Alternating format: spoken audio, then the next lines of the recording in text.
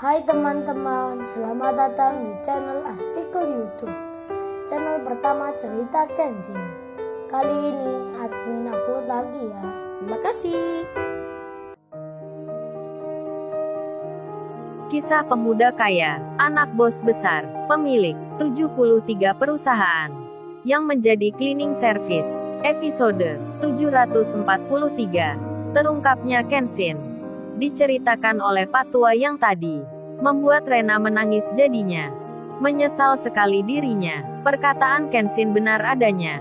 Dan kini bersama Niken, Rena ke kantor polisi untuk dimintai keterangan tentang hubungannya dengan Rendra. Sementara itu, Pak Naga dan Pak Tiger, bodyguardnya Rendra yang tadi, telah sampai ke alamat yang ditunjukkan Kenshin. Mereka membawa banyak orang pula untuk menagih uang kerusakan mobilnya bosnya. Mereka belum tahu kalau bosnya itu sekarang ditangkap polisi. Saat tiba di perusahaan, Pak Naga pun bertanya pada security, "Oh ya, kita kesini mau ada perlunya. Mau bertemu dengan bos perusahaan ini. Karena salah satu cleaning service di sini telah merusakkan mobil pimpinan kami. Oleh karena itu kita mau meminta ganti rugi. Ini KTP dan SIM-nya cleaning service itu. Apa benar dia kerja di sini?" Security pun melihatnya dan langsung menjawabnya, "Oh baik, saya akan panggilkan bos saya." Sambil membawa KTP dan SIM-nya Kenshin, security itu berjalan masuk ke kantor bosnya.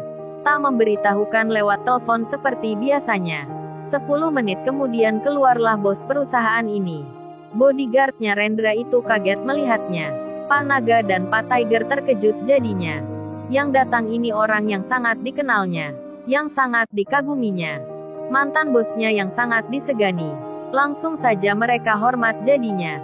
Menyapa dengan senangnya, "Lo bos Dragon, rupanya bos kita semua."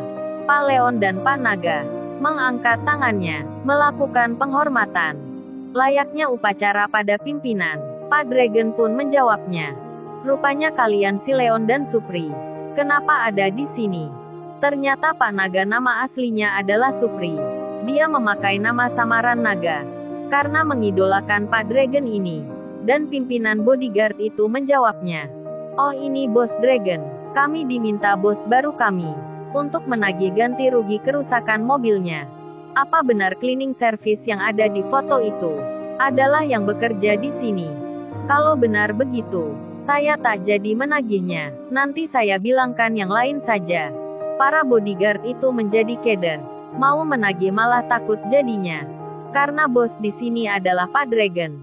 Mantan bosnya yang jadi idola, yang digemari dan jadi panutan. Kemudian Pak Dragon menjawabnya, "Tak mengapa, katakan saja, apa yang harus saya ganti kerusakannya? Sebab saya dipercaya oleh Tuan Muda untuk mengganti kerugiannya. KTP dan SIM yang kalian bawa ini adalah milik bos muda. Makanya tunjukkan mobilnya yang rusak. Saya sendiri yang akan menggantinya."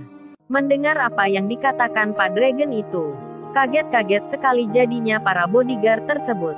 Pak Leon, Pak Naga sampai bertanya, "Oh ya bos Dragon, maksudnya pemuda cleaning service ini adalah bos mudanya bos Dragon.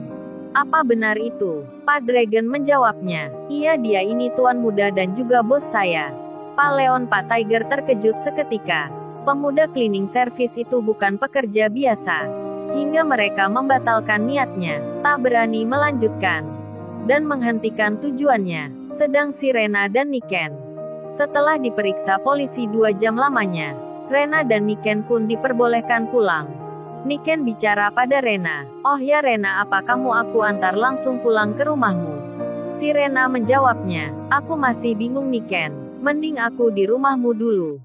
Kita bicara tentang kejadian ini. Aku lagi tak tahu ini harus gimana nantinya. Sebab tadi aku sudah membuat masalah pada Mas Kenshin itu. Padahal sebelumnya tak pernah begini."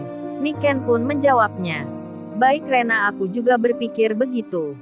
Kemudian Niken pulang ke rumahnya bersama Rena. Tak beberapa lama mereka pun tiba. Baru membuka pintu pagar, Niken dihampiri tetangganya yang tadi, yang bernama Sally. Sally itu menyapa, "Mbak Niken, Mbak Niken. Aku mau bertanya ini, gimana kabar kucingnya Mbak Niken yang bernama Cimol itu?" Sekarang di mana kucingnya? Apa baik-baik saja dirinya? Sebab kucingku Molly baru saja ke dokter hewan. Habis makan roti tadi langsung keracunan. Niken pun kaget jadinya. Langsung saja menjawabnya. Benarkah itu Mbak Sally? Niken langsung memanggil kucingnya. Dipanggil berkali-kali. Dicari ke sana kemari. Tapi tak juga datang-datang. Hingga mamanya Niken yang mencari pula. Akhirnya melihatnya di belakang rumah. Kucing itu nampak lemas. Matanya tertutup. Di sekitarnya banyak muntahan. Niken, Rena dan tetangganya itu melihatnya.